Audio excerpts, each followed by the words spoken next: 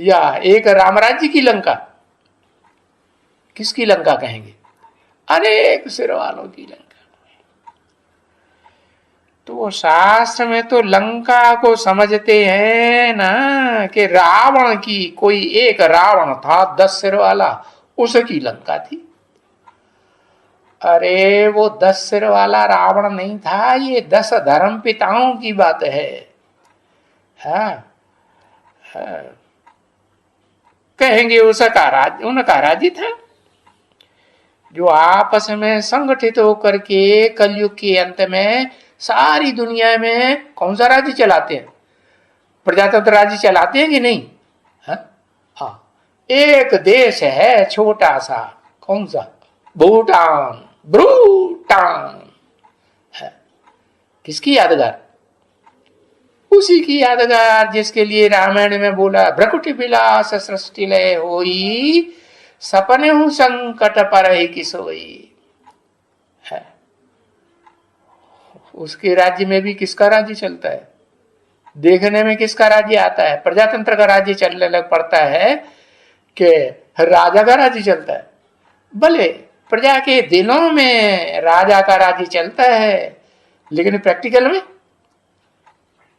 में भूटान में भी प्रजातंत्र राज्य होता है अंत में कि नहीं? हाँ। तो वो लंका में कोई ऐसे 10 सिर के संगठित रूपों का कोई रावण नहीं था।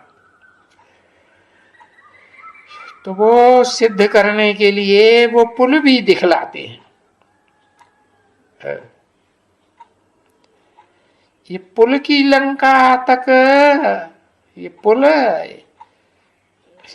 नहीं बनी हुई है, उसकी तो पुल पत्थरों की दिखाई गई है। तो कोई जड़ पत्थरों की बात है या चैतन्य ज्ञान के पत्थरों की बात है? पत्थर बुद्धियों की बात है। हाँ, वो पत्थर बुद्धि है। कैसे पत्थर बुद्धि? जो ज्ञान जल में तैरते रहते हैं ऊपर ऊपर, क्या डूबते नहीं है? क्यों? क्योंकि सर्वशक्तिमान बाप की याद में रहते हैं ना, है? तो डूबेंगे क्या? नहीं, डूबेंगे कैसे? तो वो जो पुल दिखाया है वो थोड़ी सी जगह के लिए है, पीछे तो डीप पानी है एकदम। हाँ, उसमें कोई पत्थर नहीं देखने में आते हैं।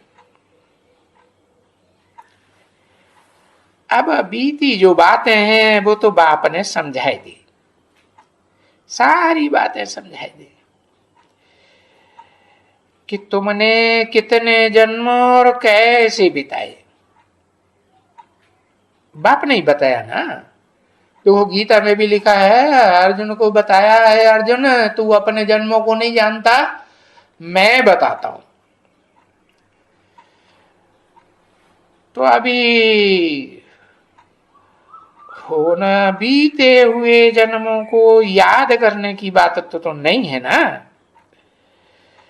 तो बाबा कहते हैं बीती को अभी चितवो नहीं, जो हो गया सो हो गया है। फिर क्या करें?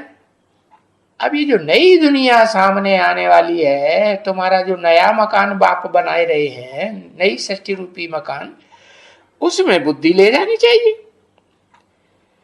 तो ये बताए दिया मैंने कि कैसे तुमने इतने जन्म लिए और फिर भी